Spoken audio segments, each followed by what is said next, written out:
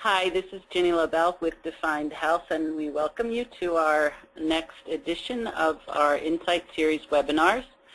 Today, Ginger Johnson, Vice President at Defined Health, will present Addressing Cognitive Deficits Across CNS Disorders, Potential to Improve Overall Functional Outcomes and Quality of Life. Defined Health is pleased to bring you these webinar presentations as a way of showcasing how we view and think looking forward about various critically relevant topics for the biopharmaceutical industry. Our viewpoint is the result of our long history of consulting with hundreds of pharma, specialty pharma, biotech, and investor clients. In these engagements, we bring our unique perspective grown over 30 years of evaluating pipeline and inline opportunities by bridging our knowledge of drug development, business development, and commercial strategy across multiple therapeutic categories and technology platforms. I just want to quickly call your attention to two of our in-person events happening in March of 2014. Defined Health will present the 25th Annual Cancer Progress Conference in New York on March 4th and 5th.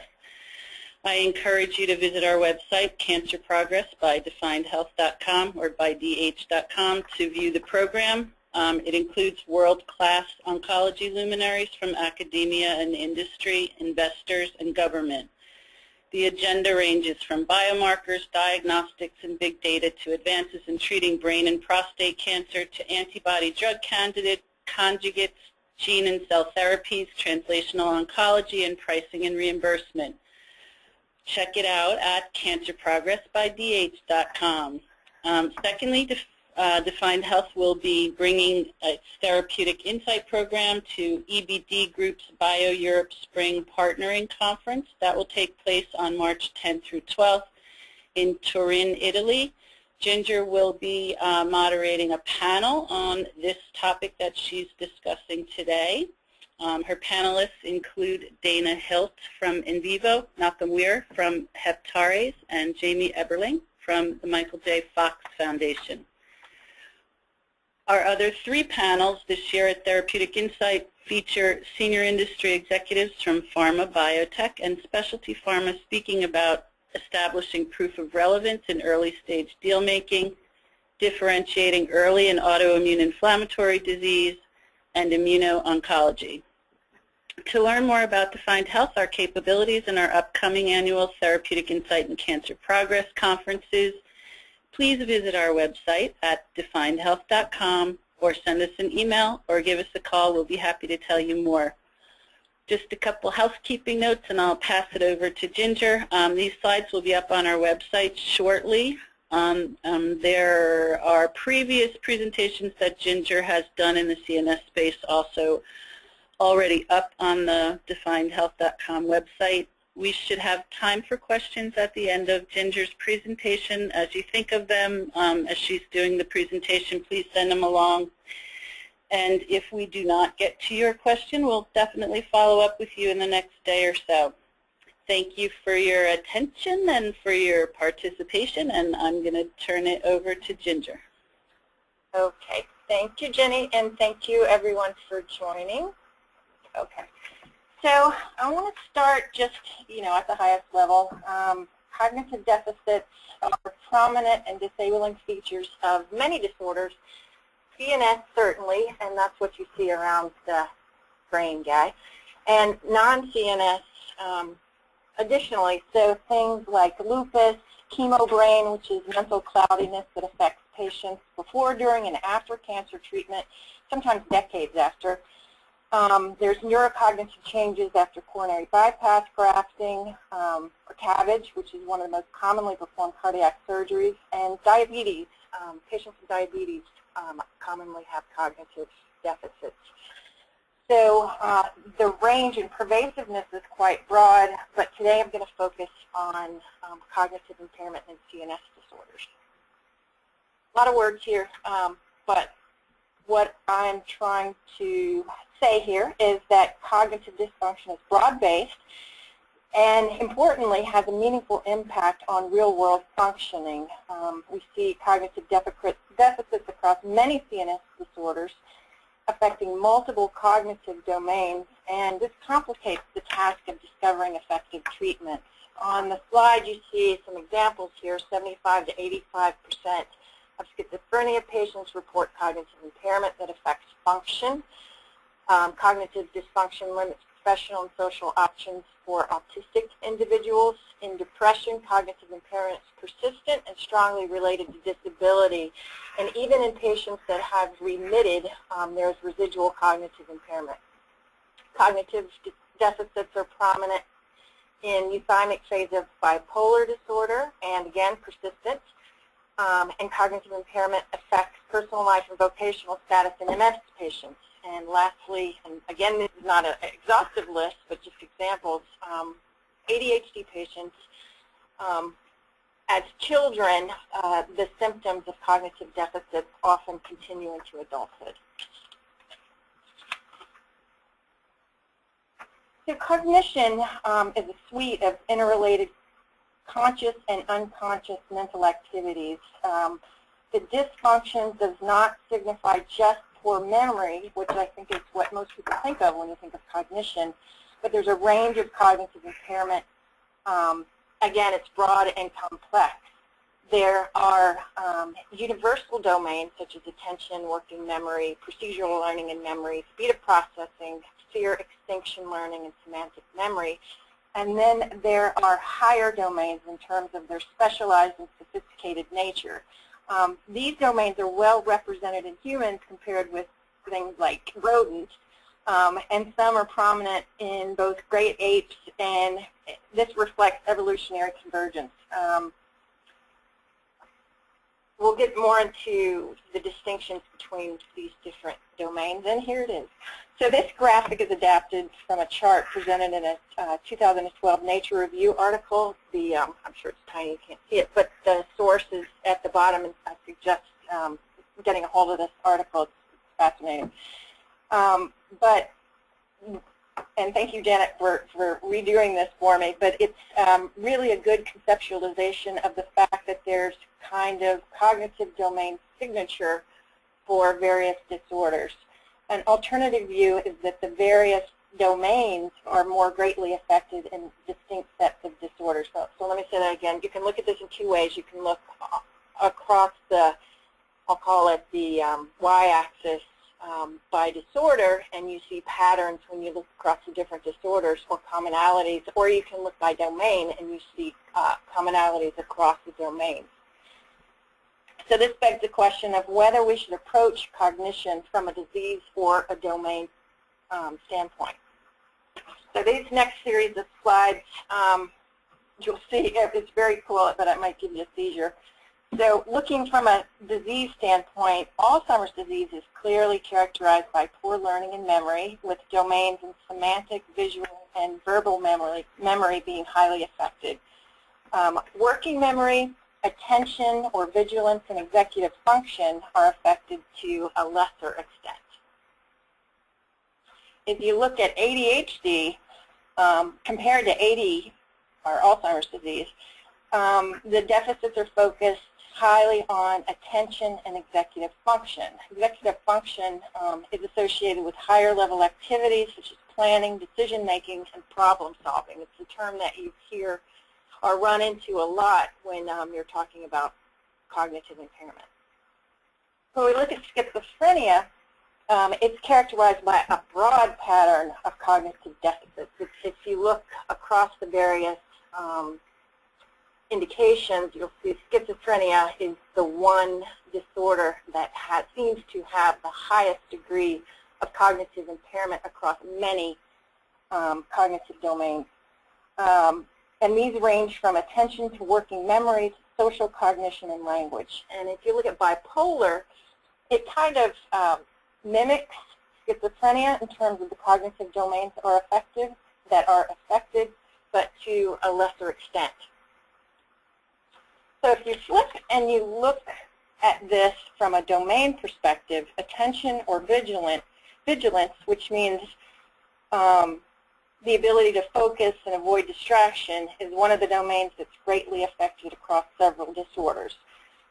But if you have to distinguish between indications in which attention or vigilance is diminished, such as schizophrenia or that ASD is autism spectrum disorder, or where attention and vigilance is heightened in things like OCT or post-traumatic stress disorder. And that can be to an extent that the person is nervous, excitable, can't filter stimulus. So it makes a difference whether it's diminished or heightened, and you'll see that in some of the other domains.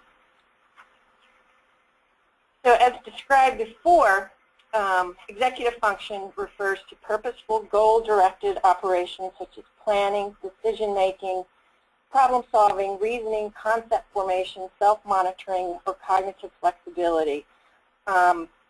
Impairment executive function is highly related to a diminished ability to conduct activities of daily living, highly related to daily function. So if we look at the way cognition is integrated into the disease itself, and this is conceptual here, you can see it in three different ways. Cognition can be a defining characteristic of the disorder, or it can be one of several core symptoms, being important enough to be defined as a core symptom, but that in and of itself is not a sole diagnostic criteria, or a common comorbidity. So if you're looking at cognition as a defining symptom, it's indications such as Alzheimer's disease and attention ADHD. And for each of these diseases, we see big, established markets. Alzheimer's disease at its peak before Aricept lost patent exclusivity was a $7 billion market. ADHD is currently $5 billion. They're both characterized by a pretty old and generic standard of care. However, there's certainly unmet need and room to differentiate in these markets. Well, and another important point is being established. These are commercial risk areas as opposed to development and regulatory risk. Those pathways have been established. So if you look at disorders in which cognition is a core symptom but not defining symptom, for these disorders the industry is really starting to pay attention because the products or drugs that we have to address these diseases address some of the domains, but none address the cognitive symptoms. So in schizophrenia, the antipsychotics address the positive symptoms, somewhat the negative symptoms, but not at all the cognitive symptoms. In Huntington's, we have one drug, xenazine, and a lot of other drugs used off-label. They address the motor symptoms of the disease, but nothing addresses the cognitive symptoms. And later in the talk, I'll go into some detail on Quantum Biotechnology, which just 2 days ago announced positive results for their REACH-2 HD trial, phase 2, and they're looking at cognitive symptoms in Huntington's disease. All right, so number 3 is where cognition is a comorbidity in diseases like an important comorbidity, Parkinson's disease, multiple sclerosis, and depression. Let me talk a little bit about depression. Lundbeck's new antidepressant, Brintellix, or vortioxetine, was just launched in the U.S. about a month ago. And as you know, the depression market is brutal with multiple generics available, so it's imperative that a new agent is meaningfully differentiated. As opposed to the SSRIs or SNRIs that we currently have, this drug is multimodal and it affects multiple serotonin receptors, which translates into increased mood and decreased anxiety, like the other available therapies, but it also decreases the side effects of sexual dysfunction, decreases insomnia, and has shown an increase in cognitive function. So let me just pull out some of the points in pink there. This is a press release from November of last year announcing the cognition data for Brintellix, and they showed significance on 2 tests, and importantly, the effect was shown not to be solely due to improvement in the depression symptoms. And the improvement in cognition was also reflected in a patient-reported outcome endpoint, which is important because it supports clinical relevance.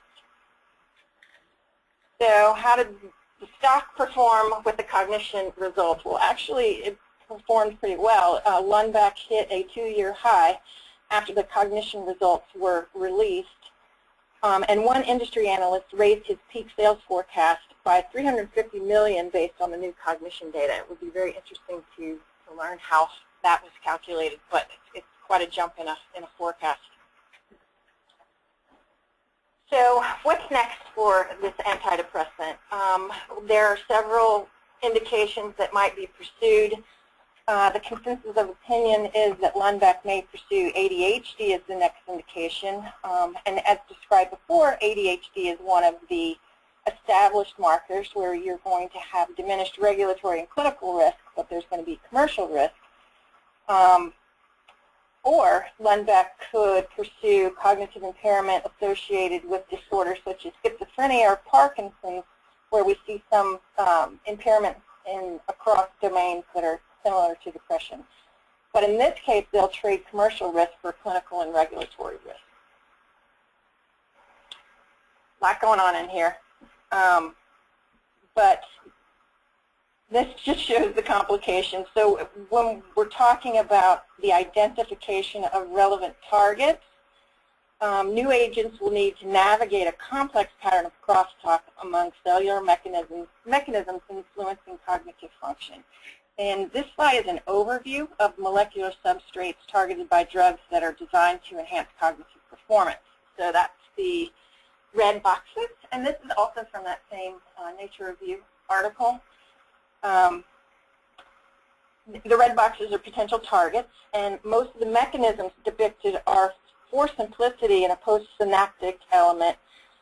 This is one specific cell type, such as a prefrontal cortex neuron, and the neuron is innervated by a glutamatergic terminal, which is shown in green, and it's adjacent to an astrocyte, which is shown in beige. In theory, there are two complementary ways to restore cognitive performance. One is countering pathological changes underlying deficits, and the other is recruiting pro-cognitive mechanisms that are independent of disease etiology. So I'll talk about that next. Here are two examples of methods to encounter pathological changes underlying the cognitive deficits. One is glycine agonists to treat schizophrenia-related cognition.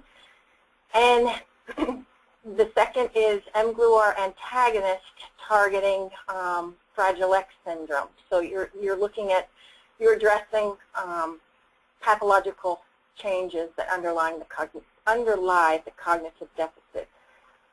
And although these are conceptually attractive methods, the pathology-driven approach may have limitations, such as they may be only applicable to a subpopulation of patients, or the molecular substrates underlying cognitive deficit remain not generally well understood. So it's a difficult approach. A more global, if you will, approach is complementary strategies for symptomatic treatment, which do not attempt to normalize the pathological change. Rather, they engage compensatory or pro-cognitive mechanisms spared by the disorder in question. For example, there's no evidence for 5-HT6 or histamine H3 receptor hyperactivation in schizophrenia, yet antagonists hold promise for correcting a range of cognitive deficits in schizophrenia, as well as in other disorders such as depression. So this pathology decoupled mechanisms, or these mechanisms, may actually have a broader application than pathology-driven mechanisms. If we move to key development considerations, let's first generously assume that we have the right target. Now what? If you walk through the process, and what we've seen in the past is that when potential targets are identified, it takes a while, a long while. I'll go through an example of multidisciplinary collaboration to define the cognitive impairment, to develop a consensus outcome measure for or endpoints in a clinical trial. Certainly regulatory collaboration and guidance, and then an agent enters the pipeline. And then it's an iterative process as we learn. The questions, big questions are we targeting the right patient? Are we using the right clinical measure?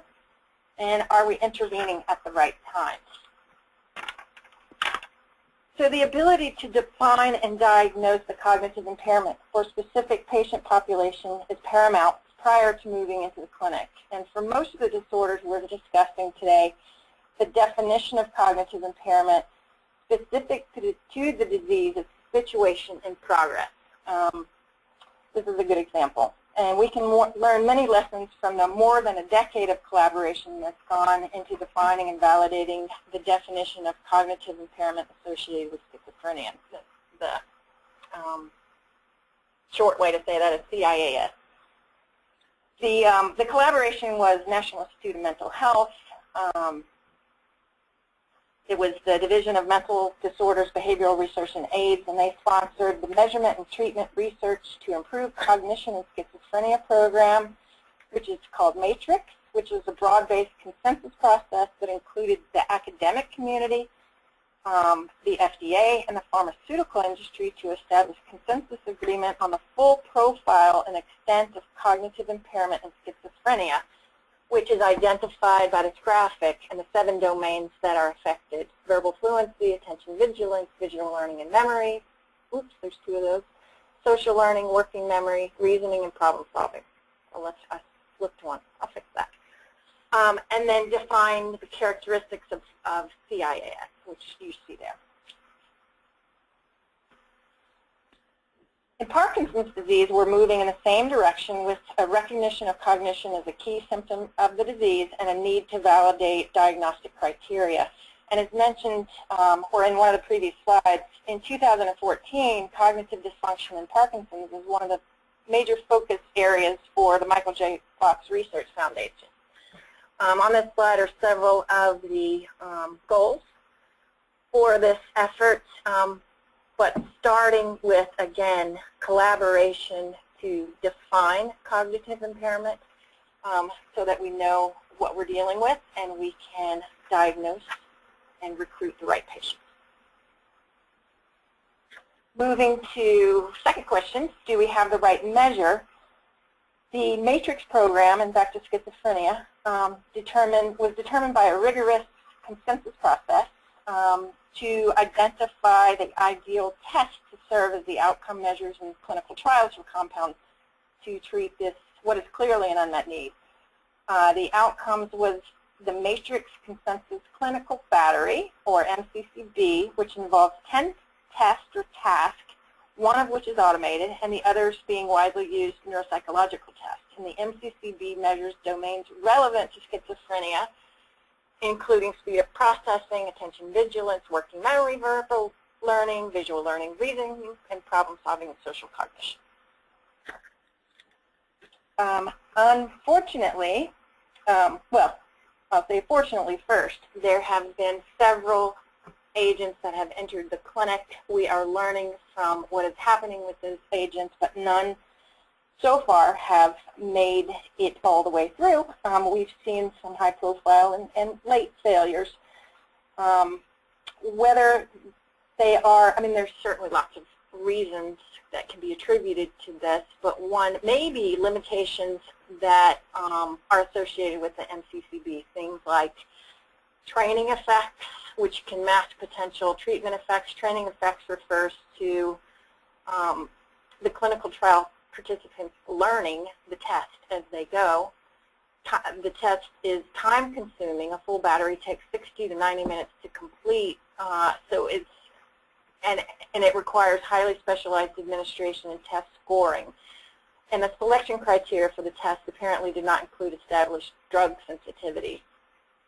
So there are efforts in place to revise MCCB. At the same time, and not surprising, as the field learns and evolves, competing or alternative tests or endpoints enter the picture. And this is a graphic from a poster developed by Pfizer that compares the MCCB with newer, fully computerized batteries for the assessment of cognition in schizophrenia or beyond.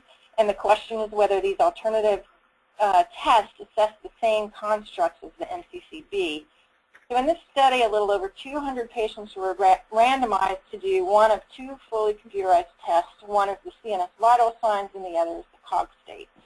And the correlation structure of the computerized batteries and MCCB were examined using linear regression and factor analytics. And the result, as you see on this kind of heat map, is that correlations between composites for the two fully computerized tests and the MCCB were fairly high overall. But if you look at the domain level, it's more in the moderate correlation stage. Across all three tests, the domains of working memory and attention had the highest correlation. So what does this mean? Well, the fully computerized batteries show promise and certainly are in use in trials for CIAS in assessing the 7 matrix domains, but operationalize the interpretation of those domains differently than the MCCB. So again, learning as we go. In clinical trials, you'll see a couple of these. This is EVP 6124, or now they have a new name, Encenicline. And this is a alpha-7 receptor modulator. And this is in vivo pharmaceuticals. In the phase 2B, they used the cog state battery as the primary endpoint. They used cognition rating scale as the secondary endpoint, and that is a test that is quicker and easier to use and can be used in the clinic. It takes 12 to 15 minutes versus an hour, hour and a half. But then when they moved into phase 3, they're using the MCCB. So they're going back to the MCCB, and the scores as the second primary endpoint. I would only guess that they're using the MCCB in phase 3 due to advice and discussions with the regulatory authorities. We have high hopes for that agent. I don't expect you to see this, but this is a company called Bracket, and they have an interesting battery of tests for cognitive impairment called the CDR system. And this is a fully computerized battery of cognitive tests, and they are proposing that it can be used as a single system to address a diverse range of conditions. So the question here is, can one cognitive test system work for all clinical conditions? So in the left box, you see the acetylcholinesterase inhibitors. There's a whole bunch of them, and you see that they're effective in different ways across the various cognitive domains, which is good. And then on the right, this is a poster, and they tested all kinds of things. And then I pulled out other natural products which enhance cognitive function. So I thought it was interesting. So there's a pink box on top that shows breakfast cereals have positive effect on attention and information processing, and on episodic and long-term memory. Chewing gum is good for working memory and executive function. And then things like salvia work across all the domains. And salvia is, I'm sure that you know what it is. It's an herb. It grows in the yard. Ornamental flower, but it's also become a drug of abuse because of its because of the euphoric properties that it gives you. Little tidbit. So switching to the right time. When's the right time to intervene? And I think we've learned a lot from the neurodegenerative disorders, such as Parkinson's, Alzheimer's, and Huntington's, in the fact that in the brain there are changes in behavior, changes in the brain that precede changes in behavior, and this can be decades before we actually see symptoms. So taking a closer look at Alzheimer's disease, there's converging data from both genetic at-risk and age at-risk cohorts that suggest that the pathophysiological process of AD begins as early as 2 decades prior to dementia. There have been, unfortunately, multiple high-profile failures in this area for looking at disease-modifying drugs. And the thinking is that these drugs were just introduced too late, well into the disease process and after the damage had been done. So the trials that are going on now are looking at the prodromal stage of Alzheimer's before the patient is frank Alzheimer's disease, and in pre-symptomatic agents. That kind of thinking is also going on in schizophrenia in terms of characterizing schizophrenia as a neurodevelopmental disorder with psychosis as a late and potentially preventable stage of the illness. So psychiatric psychosis usually emerges between 18, 25 years of age, college students, you'll see the first psychotic break. But if you look at longitudinal studies, they indicate that problems are evident much earlier. And what this graphic is showing is that the trajectory of cognitive development in children who develop schizophrenia, these are some of the things that are hypothesized is going on, is reduced elaboration of inhibitory pathways and excessive pruning of excitatory pathways, which lead to an altered excitatory-inhibitory balance in the prefrontal cortex. And then reduced myelination could also alter the connectivity. So again, when to address is early in the disease process. One of the most fundamental changes from reconceptualizing schizophrenia as a neurodevelopmental disorder is the notion of it being a trajectory of illness. And we can begin to hypothesize 4 stages of schizophrenia, from risk to prodrome, psychosis to chronic disability.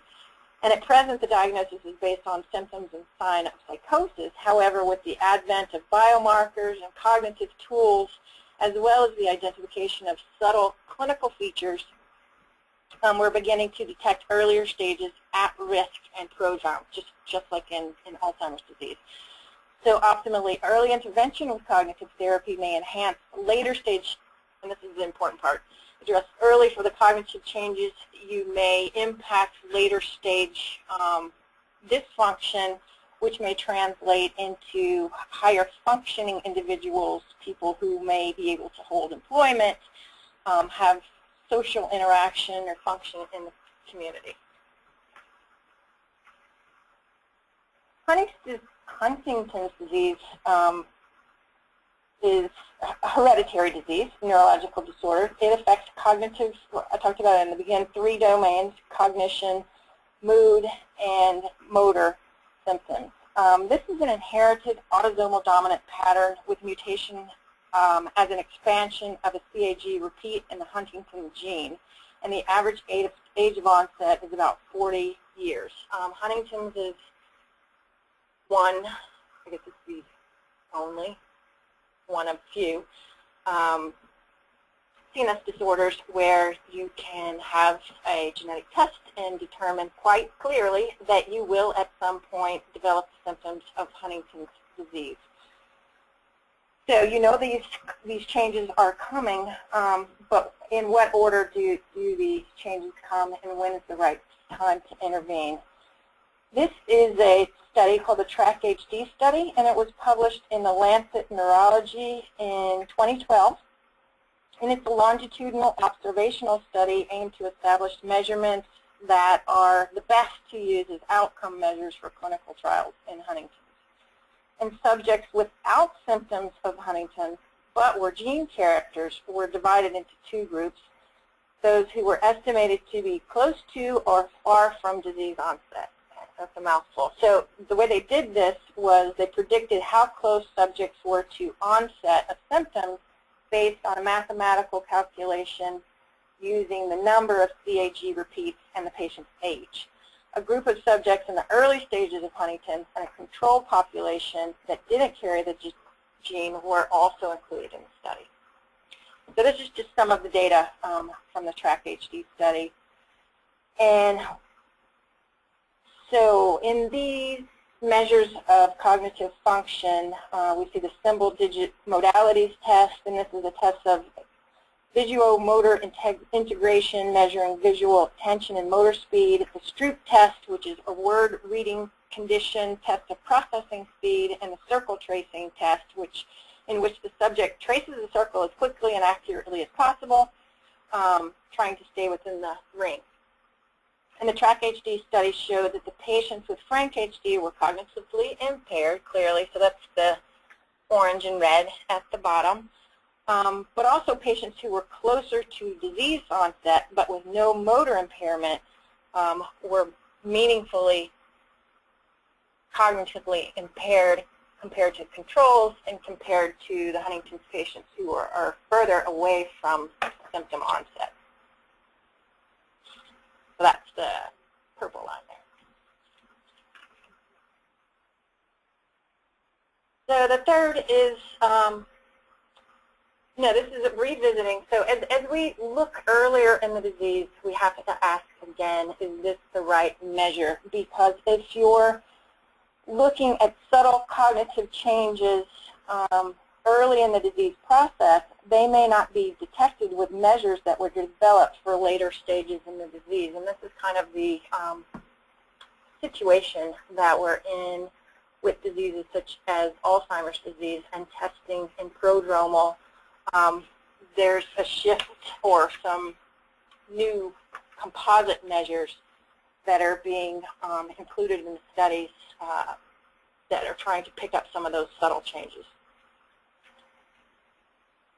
So switching to commercial considerations. There are some fundamental questions to ask. This is not all, but it's a good high-level list. As the mechanisms likely will target multiple indications, as you've seen, a lot of overlap in the domains being affected, there's often the initial question of which indication to pursue first and why, and what to follow on with. So that's, indication prioritization and sequencing. For example, one agent or mechanism in development for cognitive impairment in schizophrenia, Alzheimer's disease, and ADHD, and there are several in the clinic right now that are targeting all three of those disorders. So how do you parse that out? You're looking at multiple things. I have on the next slide you'll see more detail, but level of unmet need, target patient population, what does the future competitive environment look like, what is the size of the opportunity, meaning in dollars, and who's the target prescriber base and educational requirements. Are these, there's a lot of education to think of when you're looking at these new indications. Is the condition recognized by the treating clinician? Is there ways to diagnose? Is there ways to assess? Who is going to do this? If you're talking to a neurologist that is treating a Huntington's patient, are they the best one to diagnose and assess the cognitive deficits in that patient, or is it a collaboration between the neurologist and the psychiatrist? And then how do you establish value? What are the functional outcomes? What are the quality-adjusted life years and disability-adjusted life years, which are both measures to calculate the quality and quantity of life, either of individuals or the general population. And both of these measures use a single number, either a 1 or a 0, to measure and represent perfect health or death, or somewhere in between. And the quality measures the burden of death, while the DALE measures the mortality and morbidity. And as we move into evidence-based medicine, these things are becoming more and more important to justify the price of a drug. And that last bullet point is documentation. The level of documentation is going to be critical for justifying the price of a drug. So this is, I'm not going to spend a lot of time on it, but it's a quick snapshot of the various parameters that should be, or that we consider for indication prioritization or assessing the commercial potential. of a new drug. And this really is covering everything, scientific, clinical, and regulatory, but also the commercial factors here. I won't go into it all, but it's quite comprehensive, and it outlines all of the different parameters that need to be considered when you're deciding which drug to go for first and why. So to establish a value or assign a value in price for a new drug that assesses cognitive impairment, as well as for any other disorder, it's important to support the economic value of the product to the healthcare system and quality to the patient. And again, as we move to a global environment of value-based pricing and evidence-based medicine, this value must be well documented and validated in terms of burden, which is cost and quality of life, for the cognitive impairment specifically, and for the particular disorder and the magnitude of benefit for the proposed drug. And studies and documentation for the cost and burden of cognitive deficits vary greatly for various disorders. For example, there's a mountain of data out there and information for the cost of Alzheimer's on the healthcare system. So the calculation of value of an early intervention is something that's feasible, but it begins to be a little more difficult when you try to justify the price of a drug that will be used at the prodromal phase, even though you're delaying disease progression, because we don't have the same data to support that flow of disease and what that means for the later stage patient, where all the cost and the quality of life kicks in. Data is accumulating in support of the burden of cognitive impairment for diseases such as Parkinson's and schizophrenia. And if you just Google search for quality or evidence-based medicine or in things like Parkinson's and schizophrenia, cognition, you'll start to find some things. But if you try the same exercise for cognition and Huntington's disease, you're not going to hit much. So, and I don't know what this means, but the smaller populations, such as Huntington's, which is an orphan indication, has a lot less support in terms of the cognitive impairment than something like Alzheimer's disease. And maybe it is just the burden of cost for these patients. In Huntington's, as I just referred to, the motor symptoms are associated with a validated and clinical regulatory pathway, as well as a robust documentation in terms of impact on quality of life and functional outcomes, which definitely makes it more straightforward to justify price for a drug that addresses the motor symptoms. And as I mentioned early on, we have one drug, xenazine, which addresses the motor symptoms of the chorea in Huntington's disease, and it's fairly high priced. But when you look at cognitive impairment, it's just not recognized. So this is an excerpt out of the Huntington's Disease Parity Act of 2011, and it says, despite significant advances in medicine and greater understanding of Huntington's, the Social Security Administration has not comprehensively revised its rules for the medical evaluation of neurological disabilities since 1985.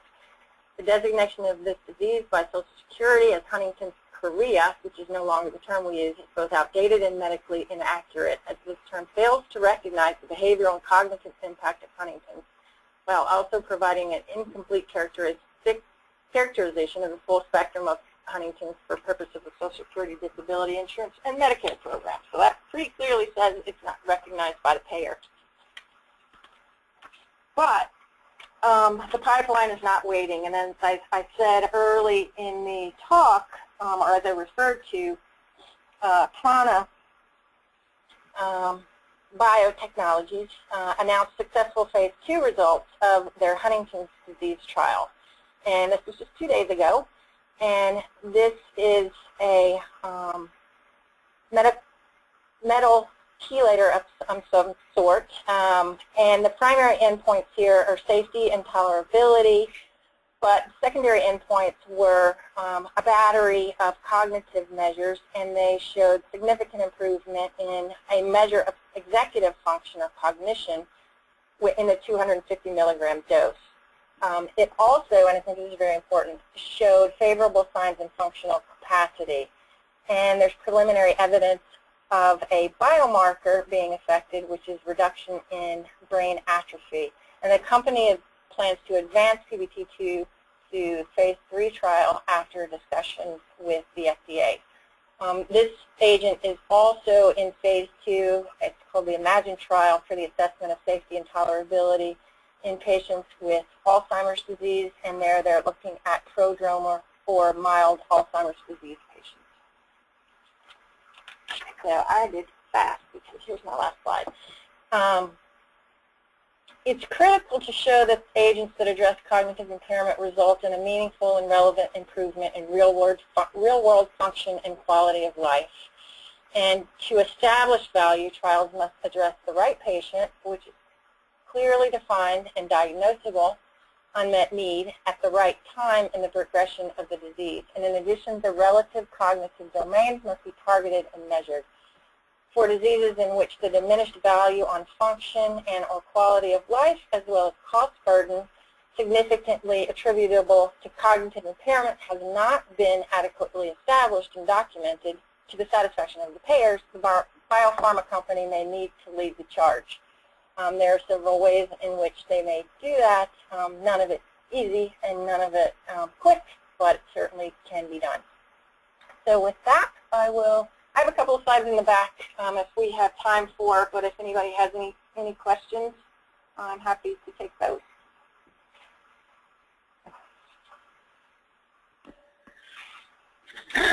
So now I'm going to lose my voice. Ginger, there are a couple questions. You didn't mention the role of cognitive remediation in clinical trials. Sorry, of therapies to address cognitive impairment. What are your thoughts about that? That's a good question, and really important. So cognitive remediation is, just what it says, and it's working with the patient to enhance their cognitive ability and functioning, not from a pharmacological way, but working, doing tests and games with the patient. And there's some thought that drugs in development may be only of minimal benefit when the patients are evaluated without some of these cognitive remediation interventions, because their patients will be at their habitually low level of cognitive stimulation. Kind of like, you're giving a patient or giving somebody steroids to increase muscle mass, but they're not exercising, so they need to exercise. So there's been a lot of talk about combining cognitive remediation in trials with drug intervention. However, there may be confounding factors there, and it may be difficult to determine from which of those the benefit is coming from. And then as you translate that into the real world, and I certainly realize that clinical trials don't necessarily represent the real world, but when you get into the real world, having patients comply with things like cognitive remediation is very much like having an obese patient or a patient with hyperlipidemia comply with their revised diet or exercise program. It just doesn't happen. So it may be misleading to study that way. Great. What do you make of Prana's PBT2 data showing significance in only one of several cognitive tests that were included in the study? Where is it? I'm not sure that there's a lot to make of it. We have to look at the way the study was designed and powered. So the primary endpoint is safety and tolerability, which they clearly met. The secondary endpoints were included to get a signal, but not for significance. So even though there was a battery of cognitive tests and the patients only showed significance in one part of one test, I still think that is encouraging. And I think it's very important that they showed a favorable signal in functional capacity, and I think it's certainly enough to suggest that the agent should be further pursued, and especially in the context of a disease and a symptom of the disease in which there's nothing else to address the symptom. Anything else?